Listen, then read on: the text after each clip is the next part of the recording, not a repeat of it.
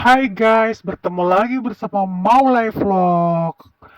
Mari kita mengenal nama jenis alat berat. Yang pertama ada ekskavator atau yang disebut juga mesin pengeruk. Yang kedua ada bulldozer atau mesin penggusur. Berikutnya ada grader. Grader adalah alat berat untuk meratakan tanah. Next ada wheel loader. Ini adalah mesin alat berat yang digunakan untuk memindahkan atau memuat material seperti pasir, batu, puing-puing, dan lain-lain. Berikutnya ada dump truck.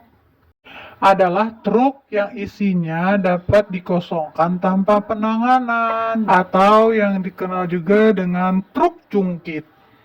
Berikutnya ada scraper. Ini adalah jenis alat berat untuk memotong lereng bendungan atau lereng tanggul. Berikutnya ada kren.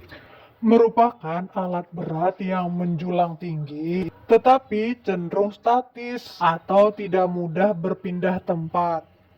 Nah, itulah nama-nama alat berat guys. Sampai jumpa next video. Thank you, bye-bye.